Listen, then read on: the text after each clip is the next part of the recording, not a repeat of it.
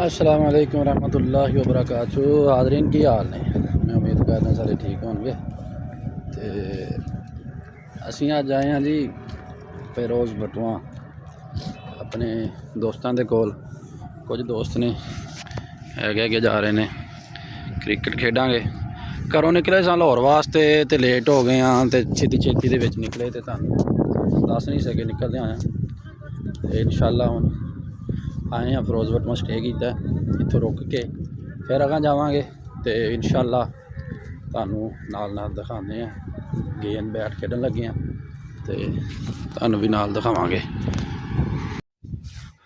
लो नाज़रीन ये जे पिंड दा ग्राउंड चेक करो, ये नाल भट्ठा लगा तो पिंड वाले ग्राउंड च पहुँच गए तो हुण इत्थे खेडांगे क्रिकेट ते नाल तुहानूं भी दिखाने हैं। चेक कर लो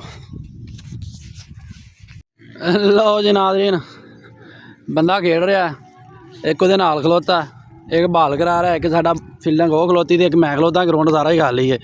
लो जी गेंद मर्जी नहीं जा रही है जिधर जा रही है। साढ़े नाल तो ना वो हिसाब होया कि मुर्शद किधर गए तो मुर्शद गायब हो गए तो मुर्शद है ही कोई नहीं। पढ़िए किनू देखो जी, साडा बॉलर कला ही भज्जिया फिरदा ते इधर बैट्समैन साहब कले दौड़ी फिरदे ने। आ हुंदा पिंडां दा माहौल। उधर टीम पूरी है, वो एक मैच लगा खड़ा है, टीम पूरी है उधर, साढ़े ही बंदे दो ने। लो जी हाज़रीन बंदे साढ़े वध गए ने। हुण साढ़ा बॉलर छके ते छके खा रहा।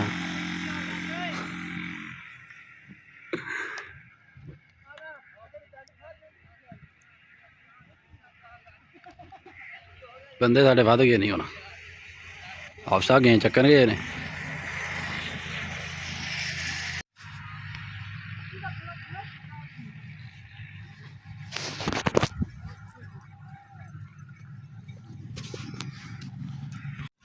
अस्सलाम वालेकुम। लो जी नाज़रीन काम ख़त्म हो गया, परौने अपने अपने घर ही जा रहे हैं तो असीं भी अपने अपने घर ही जा रहे हैं। हुण अगले रूट ते पहुँचांगे। साडा बल्ला पिछे रह गया, बंदा बल्ला चक्कन जा रहा है। लो जी असीं आए सा इत्थे दुपहरे ते सानू ना इत्थे शाम पै गई है ते शाम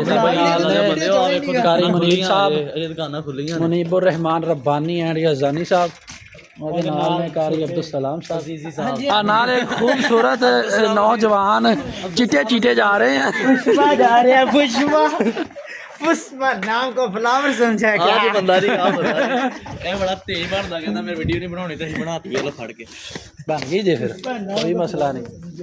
पुष्पा जांदा है ਸਾਡੇ ਕੋਲ।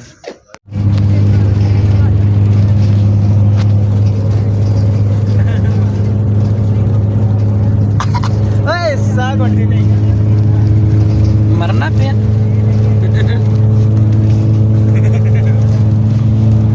अस्सलाम वालेकुम रहमतुल्लाह जी नाज़रीन, कल असीं लेट हो गए सी, रात 12 बजे इत्थे पहुंचे हैं रात नूं ते सवेरे सवेरे फिर निकले हैं। ये साडा मादर इल्मी है, मरकज़ मदरसा साडा जिथे असीं पहुंचना सी।